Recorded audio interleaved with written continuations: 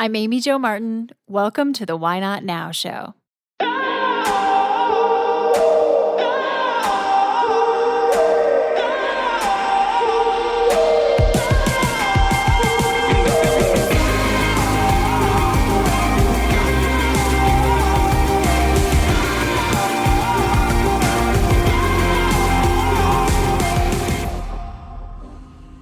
You know that thing you've been thinking about doing?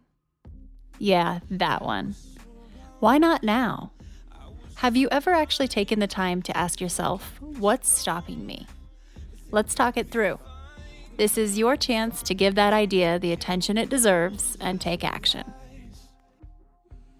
Each episode, I have a chat with a fascinating person, from entrepreneurs to athletes, celebrities, my parents, rocket scientists, and all walks of life. We talk through a critical time when they've asked themselves, why not now? We dissect that day or even that moment, step by step.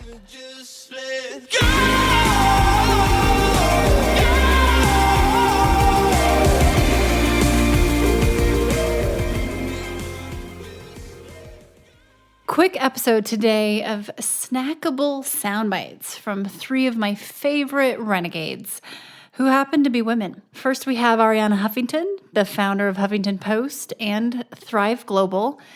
We also have Dr. Jen Welter, who is the first female coach in the NFL, and Sophia Amoruso, who is the founder of NastyGal and GirlBoss. You are in for a treat.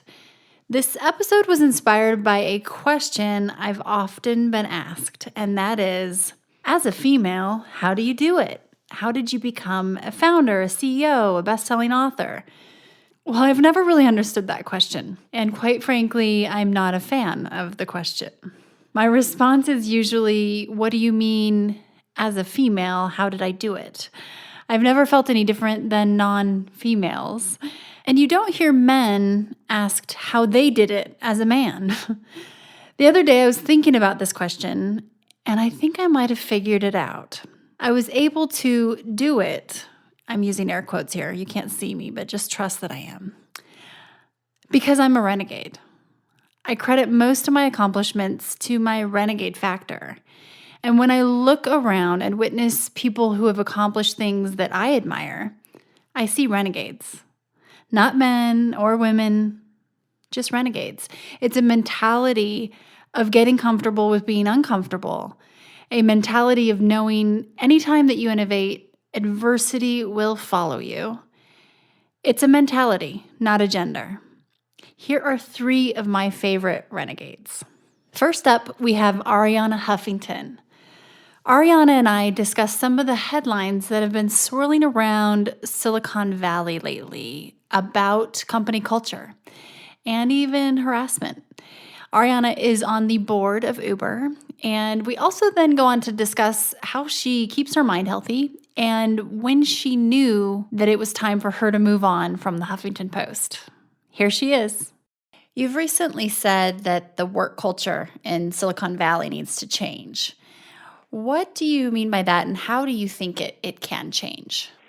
I think it can change when we realize that the macho notion that to be a successful entrepreneur, you have to burn out, you have to be always on, is recognized as being unscientific. Silicon Valley claims to be data-driven. Well, this is not data-driven. This is delusional. This is like believing that smoking is cool and glamorous, as we believed up to the 60s when you had doctors advertising cigarettes in white coats. So once people really recognize the delusion of that, the next step is to create boundaries to our relationship with technology, because it's very hard to practice living a life where recharging and purpose and meaning and all that makes life worth living is part of how we spend our time. It's very hard to do all that if we allow our addiction to technology to dominate our lives. And given that Silicon Valley is the heart of technology, I assume that is kind of where it starts, or that macho notion that you've talked about. You see correlation between that and technology? Well, I think the macho notion means celebrating, being always on. Very quickly responding to texts and messages, and being constantly plugged into notifications. And we know that that is not a very productive and creative way to live, because our productivity and our creativity require connecting with a deeper part of ourselves and not being constantly distracted and interrupted. Makes sense. And switching gears once again, in 2005, when you launched Huffington Post, you had the progressive vision of building a platform to really empower and encourage citizen journalism. And we fast forward, we're in the middle of another media paradigm shift.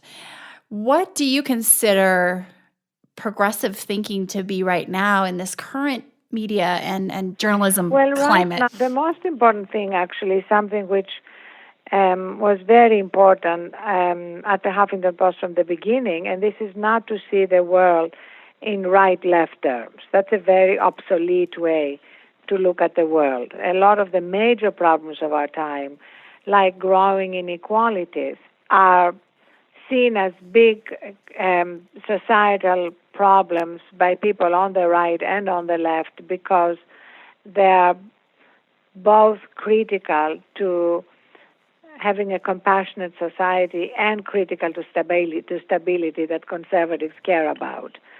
So I think when we move beyond this way of looking at everything as right or left, we'll be much more likely to come up with solutions. And how do you keep your mind healthy, Arianna? Well, for me, it's my rituals of meditation, sleep, dealing with the obnoxious roommate in my head that is the voice we all have that doubts and judges us. And it's the recognition that I'm a work in progress, and that one phrase that I love is recognizing that the issue is not the issue, but how I deal with the issue. So every day gives me opportunities to see how I deal with obstacles and challenges and whatever issues life throws my way. And when we look at the future, you've just launched Thrive Global, and you clearly have the why not now mindset. Is there anything that's rolling around in the back of your mind that you're thinking, why not now? And maybe that's personal, maybe it's professional. Could be anything. Well, actually, my last big why not now was why not leave the Huffington Post, which I love like a third child, and launch a new company, Thrive Global, to help change the way we work and live, both through our work with corporations and our work with media, through our media platform, through our trainings with corporations, through our e-commerce. That was a big why not now. Absolutely. And it was a very hard decision to make, but something which I feel so grateful to myself that I took a deep breath and jumped, because I have loved building this company and having an impact in the way we work and live. And did it come down to a moment where, I'm sure it's been brewing and you've been considering this for a long time, and Thrive is definitely in the progression line of where you've been headed. But was there a moment where you knew, where something happened and it was an indicator of, yep, this is the time to make this change and leave Huffington Post and start something new?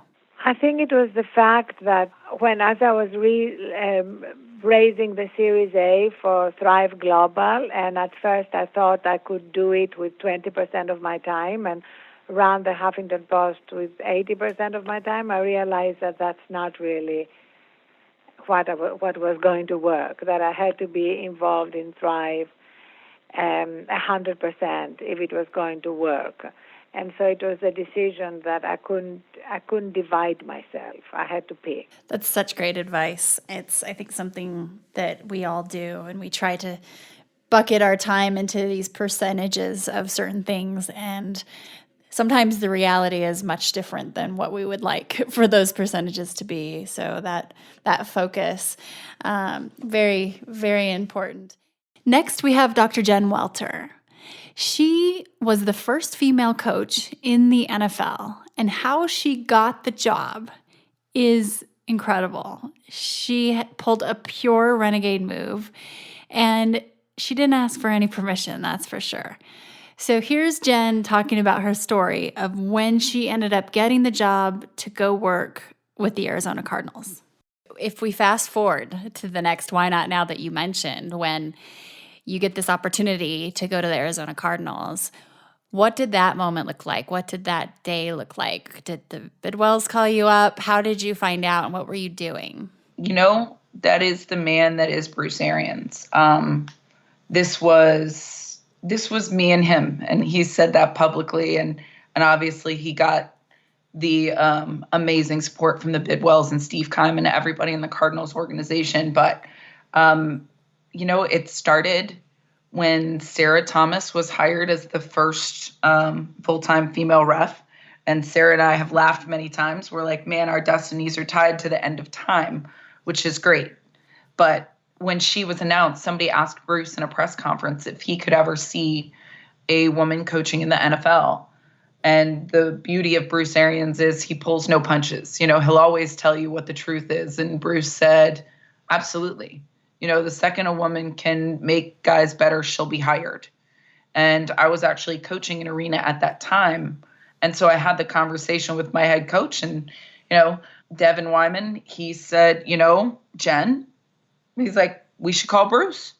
And I looked at him like he was crazy because, I had never even spoken to a coach in the NFL, and you want me to call one of the 32 most brilliant minds in football and say, hey, you should hire me. And he just kind of said, could you get his number? And I thought, well, I don't know. And so I went home and I thought about it, and I guess the why not now would have been then, because I picked up the phone and I called the Arizona Cardinals on behalf of myself, as if I wasn't myself. That day I was not Devin's assistant coach. I was his assistant. And I worked my way to Bruce's assistant, at which time I told him, that Devin had heard that Bruce said, a female could coach in the NFL, and he wanted Bruce to know that he had a female coaching on his staff. And Wesley took the message, and he said, I think Bruce would really want to talk to you, but we're getting ready for the draft right now, and, time's a little tight. I'll have him call you back. I thought I had gotten blown off, but I was really proud of myself that I was even, gutsy enough to call. So let's pause real quick right there, because, and just dissect this for a moment. So you call the Cardinals as the assistant to your boss, not the assistant coach, but the assistant, and speak on your behalf, but you're not yourself. So Yep. That is awesome and to be commended. And why not, right? I even asked Wes, because he's fantastic and really has been a solid advocate. And even after I'm not there anymore, he's been a great friend. And I asked him one time, I said, Wes, did you know it was me that day? And he said, no, I didn't. I was like, oh, okay. I thought you maybe saw through it. And I said, when did you figure it out? And he just laughed, and he's like, I'm not sure, but I was going to let you slide. And I just started laughing. But in the level of risk here, what was the worst thing that could have happened? I mean, it really was pretty brilliant, well set up move, because if there were some sort of fallout, it may not even be tracked back to you, but it could kind of, just be considered and dismissed. But that's so cool to know that you fought for yourself. You were first encouraged by probably I'm going to call Wes a mentor. Maybe he wasn't, but I'm guessing he was some sort of huge champion. And Devin was, yeah. Wes just, Wes facilitated it, and he was great that day. But Devin definitely encouraged me too. And then, Amy, 2 weeks later, I walk into practice, and Devin is larger than life. Now, that's saying a lot, since he's a 6'8" former NFL player. So this is not a basketball 6'8". This is a D-line 6'8". And yet that day he was elated. And he said, you will never guess who I talked to yesterday for about an hour. And I just looked at him. I had no idea. It had been a couple of weeks. And he said, Bruce Arians. And he wanted to know about this girl. And, from there, Bruce invited me to go out to go to the Cardinals facility and to meet him at a practice. And, we just hit it off. He's such a lovely man. Like, he really is. He's just, he makes you feel like you've known him your whole life, even after talking with him for 2 minutes, because he's so open and honest. And, I felt like, man, I would have loved to play for this guy. I would have run through a wall for this guy, And at the end of the day, he basically said, there was a coach at Hines Junior College when he was coaching who was one of the best receivers coaches he had ever been around. And her name was Dot Murphy. And he said the fact that it's no better for women in coaching now, that has to change. And he said, I think that the Cardinals are the right organization. We have a great diverse coaching staff. We have a great organization, and we have good men on this team. They've all been handpicked because of the high character guys that they are. And I think that this is the right situation, and you're definitely the right woman. He said, but if we do this, it's going to cause quite a ruckus. But if you're willing to step into the chaos with me, I want you to know that we could do something great. And he said, I don't know yet if I can make this happen. I have to get a lot of yeses and a lot of people on board. But I want you to trust me, and I want you to know it's in my heart to try. So there was nobody but Bruce. I didn't bang down doors of every team in the NFL. I trusted him, and it was on the strength of his character and the support of everybody in his organization that this happened. And that's why, if nothing else, I personally think that he's one of the best champions that anybody could ever ask for. And I do want to talk a little bit more about mentors and male mentors. But first, just kind of circling back and looking at the situation, a view from 30,000 feet. So first of all, because Bruce mentioned that he would be supportive of a female coach in that press conference or whatever that interview was, and that was heard once and then shared with you, and you really were never invited to go and do this. You drove your own way by making that phone call, and encouraged, definitely. But I think that that's just a huge takeaway here, is that this wasn't a, hey, we're looking for a female coach, or hey, we're recruiting you. It was you putting yourself in that line of opportunity. And that's huge. And the whole why not me is critical, I guess, in thinking about that question that you asked yourself.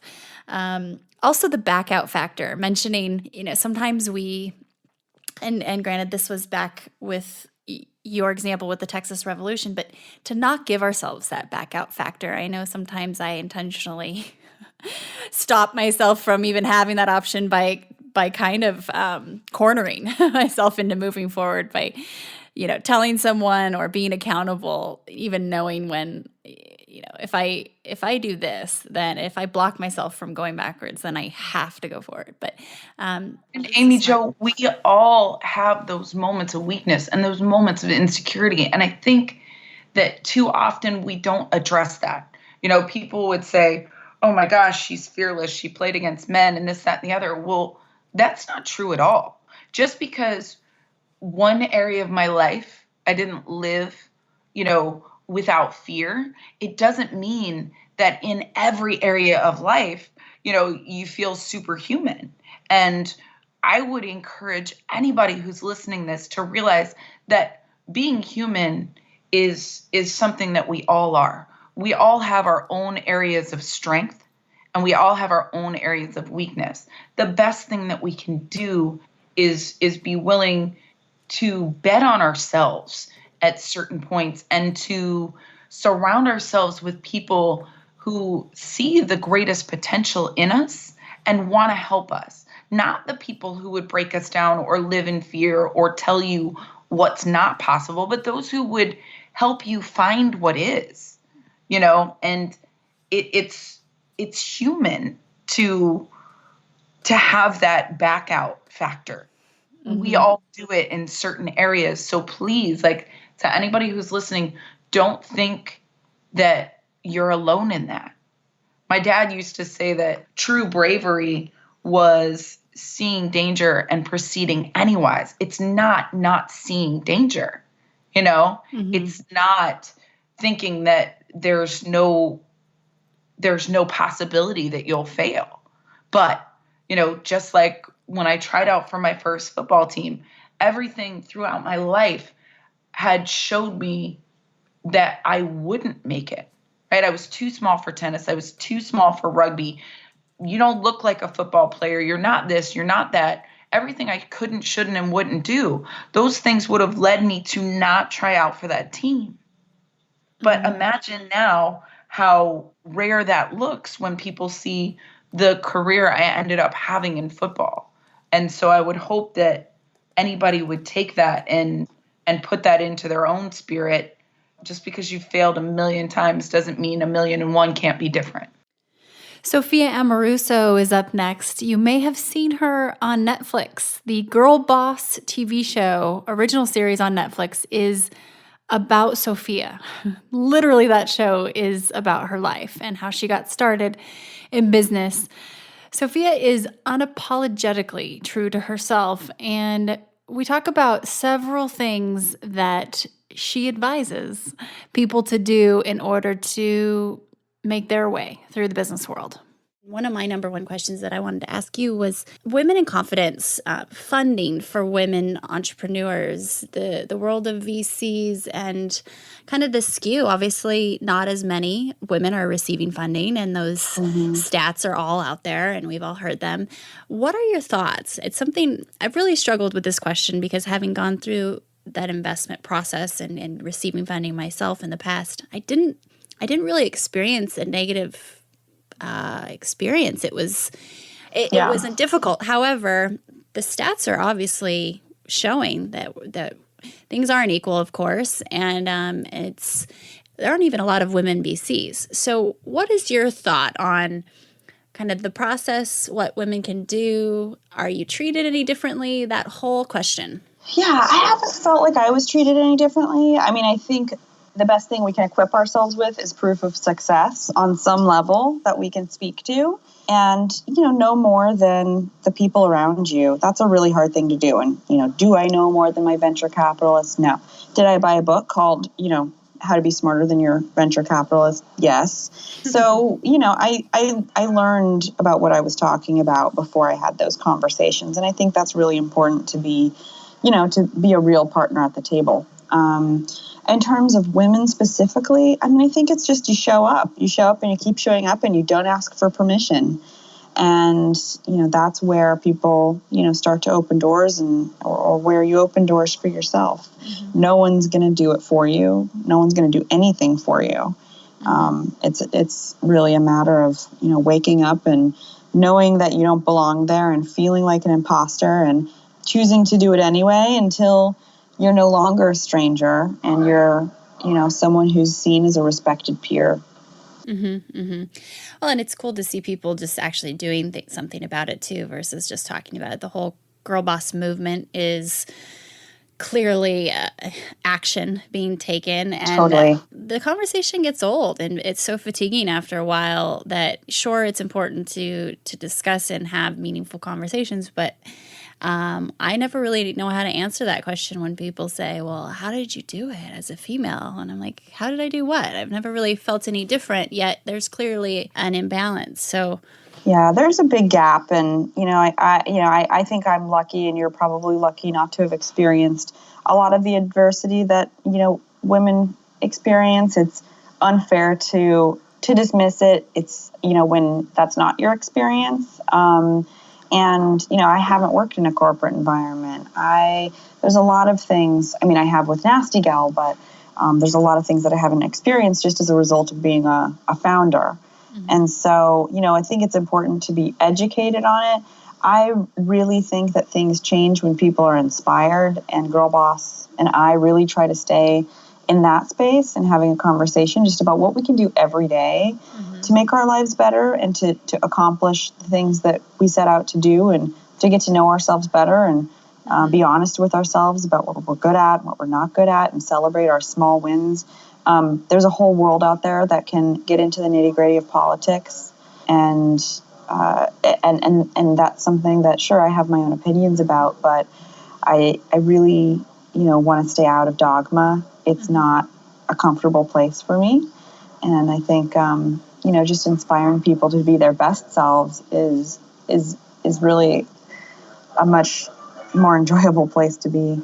That's exactly why I started the show too, is to really kind of ask ourselves, why not now make the change, take the action, do whatever it is personally, professionally to more action, and sometimes a little less talk is helpful, but dissecting what it takes.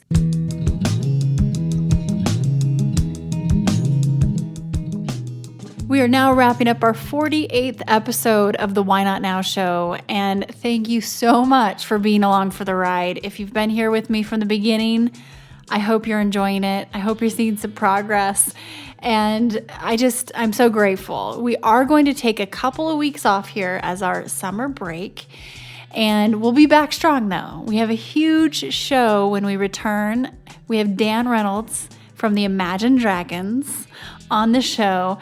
And I don't know if you know anything about his story, but it's pretty wild. And you look at now, he's one of the top rock stars in the world, yet so humble, definitely a professional why notter. So I look forward to sharing that with you. In the interim, please share any feedback you have with me. We're always trying to improve the show. Feel free to go back if you've missed an episode and catch up, and we'll see you in a few weeks.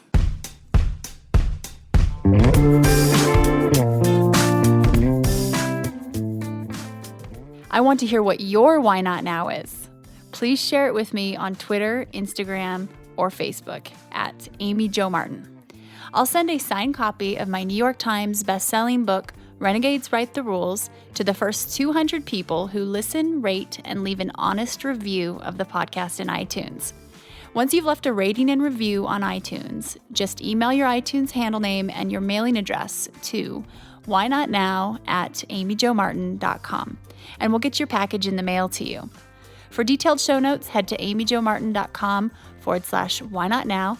That's where you'll find links to things we discussed on the show, special offers, and how you can keep in touch with guests.